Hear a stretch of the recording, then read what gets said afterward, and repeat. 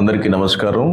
నేను Ratna Taraka Rajanna, all India council of human rights organisation, police press and media wing national head. మనము ఈ మధ్యలో సామాజిక మాధ్యమాల్లో చక్కర్లు కొడుతున్నటువంటి ఒక వీడియోను చూసాము. అది చాలా హృదయ విదారకంగా ఉంది. చిన్నపిల్లలు నేటి బాలలే రేపటి పౌరులు అనే ఒక నినాదం మనం వింటూనే ఉన్నాము. అది చాలా అద్భుతమైన నినాదం. ఎందుకంటే ఈరోజు బాలలే రేపటి పౌరులు, రేపటి దేశాన్ని ఏలే భవిష్యత్తు కలిగినటువంటి వాళ్ళు, ఈ దేశాన్ని బాగు చేయగలిగినటువంటి వ్యక్తులు. మనం చూసాము, ఒక టీచర్ గారు చిన్నపిల్లవాడిని గద్దించడం వల్ల, మానసికంగా తనని వేధించడం వల్ల ఒక చిన్న పిల్లవాడు చనిపోయిన సంగతి ఈ వీడియోలో మనం చూస్తూ ఉండొచ్చు. హోంవర్క్ చేయలేదనో, లేకపోతే చెప్పిన పాఠం మళ్ళీ తిరిగి చెప్పలేదనో, తను కొంచెం నెగ్లెక్ట్గా ఉన్నాడనో టీచర్ గారు తనని చొక్కా గుండీలు తీయటం, తర్వాత బెల్ట్ తీయటం, కోపంగా లాగటం, ఇలాంటివి మనం వీడియోలో చూసాము. అలాగే తనని చేసుకోవటం కూడా చూసాము. ఆ తర్వాత ఆ పిల్లాడు భయభ్రాంతులకు గురైపోయి గుండె వేగంగా కొట్టుకుని చివరికి ఆ పిల్లవాడు ప్రాణాలు పోగొట్టుకునే పరిస్థితి అయింది.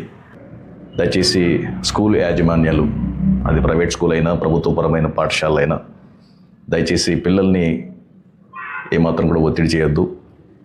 ఈరోజు చాలా సెన్సిటివ్గా ఉంది పిల్లల యొక్క మనసు.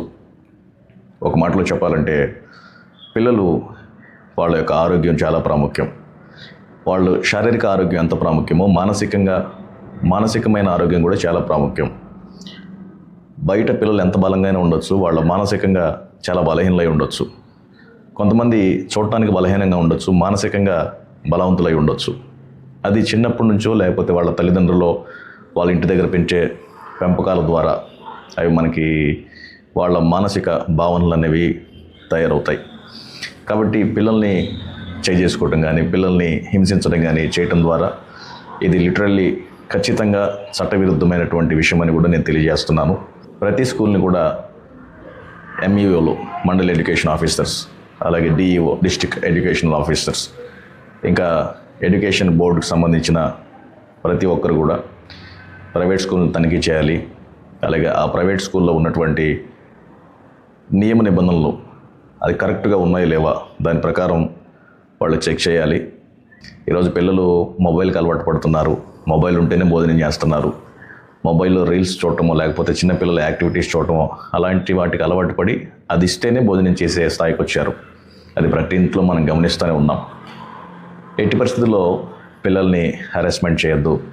చాలా సున్నితమైన మనస్కులు పిల్లలు, చాలా సున్నితంగా ఉంటారు, సున్నితంగా ఆలోచిస్తారు, చిన్నదానికే భయపడతారు. కాబట్టి వాళ్ళని దయచేసి భయపెట్టొద్దు. చిన్నప్పుడు తల్లిదండ్రులు బూచోడు వస్తున్నాడు, పిచ్చోడు వస్తున్నాడు అని భయపెట్టి భోజనం చేసేవాళ్ళు, లేకపోతే చందమామను చూపించి భోజనం తినిపించేది అమ్మ. అదిగో చందమామ ఉన్నాడు చూడు, చందమామ ఎలా దగ్గరకు వస్తున్నాడు చూడు, పిలువు అని చెప్పుకుంటా. ఇప్పుడు అసలు ఆ లాంగ్వేజ్ మర్చిపోయారేమో అనిపిస్తుంది నాకు ఒకసారి. చందమామను చూపించి అన్నం పెట్టే తల్లులు లేరు, తర్వాత చక్కగా ఆడిపించే పరిస్థితులు కూడా కుటుంబాలకు కనపట్లేదు. ఎవరు బిజీలో వాళ్ళు ఉండిపోయారు. అంతా కూడా తరం చాలా ఫాస్ట్ అయిపోయింది. ఏదేమైనా సరే గురువులు చాలా గొప్పవాళ్ళు. ఎందుకంటే వాళ్ళు ఈరోజు మా గురువులు మాకు నేర్పిన ఎడ్యుకేషన్ వల్లే ఈరోజు మేము ఈ స్థితిలో ఉన్నాం. ఒక అక్షరాన్ని గుర్తుపట్టగలుగుతున్నాం. అలాగే సమాజంలో ఎలా ఉండాలనేది మాకు అనేకమైన అనుభవాల ద్వారా అనేక సంగతులు పంచుకుని మాకు తెలియజేసిన గురువులకి నా రెండు చేతులు జోడించి నమస్కారం చేస్తున్నాను.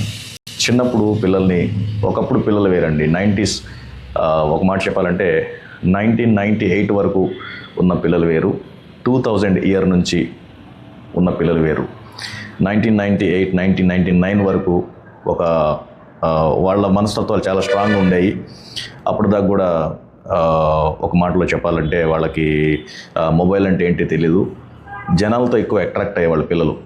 ఇప్పుడు పిల్లలు ఎదుటి వ్యక్తితో మాట్లాడటం కంటే మొబైల్తోనే ఎక్కువ స్పెండ్ చేయడం జరుగుతుంది. కాబట్టి ఇంట్లో కూడా తల్లిదండ్రులు వాళ్ళ యొక్క గోడలు తట్టుకోలేక, వాళ్ళ యొక్క అల్లరి తట్టుకోలేక పిల్లలకి వాళ్ళు మొబైల్ ఇచ్చేసి కాసేపు కూర్చోరని చెప్పి సైలెంట్గా ఉండే ప్రయత్నం చేస్తున్నారు. అప్పుడు పిల్లవాడు తాతతో మాట్లాడడం, నాయనమ్మతో మాట్లాడు, నాన్నతో మాట్లాడు, అమ్మతో మాట్లాడు, ఇంకా వాళ్ళ లోకమంతా మొబైల్ ఫోనే. అంటే వాడిని ఆడిపించడానికి కూడా తల్లిదండ్రులకి ఖాళీ ఉండట్లేదు. పిల్లల్ని స్కూల్కి పంపిస్తే స్కూల్లో టీచర్స్ కూడా పిల్లల మీద దురుసుగా ప్రవర్తించడం, వాళ్ళని కొట్టడం, వాళ్ళని మానసిక ఒత్తిడికి గురి చేయడం లాంటివి చేస్తారు. కాబట్టి టీచర్స్ని తీసుకునేటప్పుడు కూడా ఆ స్కూల్ యాజమాన్యం పిల్లల పట్ల వాళ్ళు ఎంతగా ఉండగలుగుతున్నారు, ఎంత ఓపిక పట్టగలుగుతున్నారు, పిల్లల్ని ఎంత నవ్వించగలుగుతున్నారు, ఎంత ఆట ఆడించగలుగుతున్నారు అని కూడా గ్రహించి దయచేసి టీచర్స్ని తీసుకోండి. నేను ఈ యొక్క సంఘటన బట్టి చాలా బాధపడుతున్నాను. చాలా నా యొక్క కండోలెన్సెస్ కూడా నేను ఆ కుటుంబానికి తెలియజేస్తున్నాను. నిజంగా ఈ సంఘటన చూసినట్టునే నా కన్నీళ్ళు అయితే వచ్చే, కళ్ళు చెమర్చే. నాకు చాలా బాధ అనిపించింది. పిల్లలకి ఏమన్నా అయితే తల్లిదండ్రులు తట్టుకోలేరు, దానితో పాటుగా చూసేవాళ్ళు కూడా తట్టుకోలేరండి. కాబట్టి టీచర్స్ ప్లీజ్ ఈ యొక్క సెన్సిటివ్గా ఉన్న పిల్లలకి మానసిక ఉత్సాహాన్ని కలిగించండి, మానసిక ఉల్లాసాన్ని కలిగించండి. వాళ్ళతో గేమ్స్ ఆడిపించండి, వాళ్ళని చక్కగా ఒక పాట పాడించండి, గేమ్స్ ఆడిపించండి. దాంతోపాటు ఆడుతూ పాడుతూ వాళ్ళు నేర్పించండి, ఆడుతూ పాడుతూ ఏబిసిడీలు నేర్పించండి. పిల్లలకి అల్లరి చేసే హక్కు ఉంది. వాళ్ళ యొక్క భావాన్ని వాళ్ళు వ్యక్తపరచనివ్వండి. ఒక్కోసారి పిల్లలతో ఆడుతున్నప్పుడు, పిల్లలతో ముద్దుగా మాట్లాడుతున్నప్పుడు పెద్ద పెద్ద మాటలు అంటారు. కానీ అవన్నీ మనం సరదాగా తీసుకుంటాం, ఎందుకంటే వాడికి తెలియకపోయినా అలా మాట్లాడుతున్నాడు కదా. అంటే మనం ఏదైతే మాట్లాడతామో, మనం ఏదైతే వాళ్ళ ముందు ఎక్స్ప్రెస్ చేస్తామో, మళ్ళీ వాటిని తిరిగి మనల్ని అంటానికి ప్రయత్నం చేస్తారు.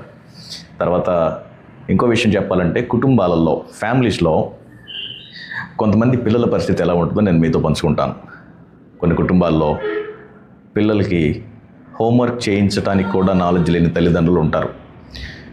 పిల్లలు హోంవర్క్ చేయించాలని వాళ్ళు కూర్చున్నప్పుడు ఏం హోంవర్క్ చేయించాలో కూడా తెలియని నిరక్షరాస్యులు ఉంటారు. కాబట్టి టీచర్స్ దాన్ని సీరియస్గా తీసుకోవద్దు. వాళ్ళకి హోంవర్క్ చేయాలని ఉన్నా కూడా హోంవర్క్ ఎలా చేయించాలో కూడా తెలియని తల్లిదండ్రులు ఉంటారు. కాబట్టి 1-2 సార్లు పిల్లలకి మీకు మధ్య ర్యాప్ పెంచుకోవాలి. మా టీచర్ మాకున్నారు, మా సార్ మాకున్నారు అని చెప్పి ఏదైనా ఉంటే మీకు వచ్చి కంప్లైంట్ చేసే అంత ర్యాప్ ఉండాలి మీకు. ప్రతిదానికి వాళ్ళని తిట్టడం, వాళ్ళని గద్దించడం, ఇలా చేయటం వల్ల సైకాలజికల్గా వాళ్ళ మనసు చాలా బెదిరింపుకు గురవుతుందన్నమాట. బెదిరించటం వల్ల ఆ బెదిరింపు గురి, ఆ భయము జీవితంలో వాడు ఒక కరుడు కట్టిన వాడిగా తయారైపోతాడు. ఎందుకంటే భయపడటం వల్ల ఏదో జరిగిపోతుంది, ఏదో మీదకి వచ్చేస్తుంది అనే భయము ఉన్నప్పుడు వాడు మానసికంగా చాలా ఒత్తిడికి లోనైపోయి వాడి మైండ్ సరిగా ఎదుగుదల ఉండదన్నమాట. ఎదుటి వాళ్ళ గురించి ఆలోచించలేడు, తన స్వార్థం మీద ఆలోచిస్తాడు. తనకు భయం వేయకుండా ఉండాలంటే ఏం చేయాలో ప్రణాళికలు వేసుకుంటాడు. కాబట్టి అలా కాదు. మీరు గురువులు, రానున్న తరాలను, భవిష్యత్తు తరాలను తయారు చేసే ఒక గొప్ప వ్యక్తులండి. మీకు చాలా ఓపిక ఉండాలి. దయచేసి ఈ మాటను గమనించండి. స్కూళ్ళల్లో కూడా పిల్లల్ని కొట్టడం, వాళ్ళని హింసించడం, హెరాస్మెంట్ చేయడం లాంటివి చేయొద్దు. వాళ్ళ యొక్క భావ ప్రకటన 1-10 సార్లు, వాళ్ళ యొక్క ఆలోచన 1-10 సార్లు చెప్పనివ్వండి. అల్లరి చేయనివ్వండి. అల్లరి చేస్తాడు కాబట్టి వాడిని పిల్లోడు అన్నారు, అల్లరి చేస్తారు కాబట్టి వాళ్ళని పిల్లలు అని సంబోధించారు.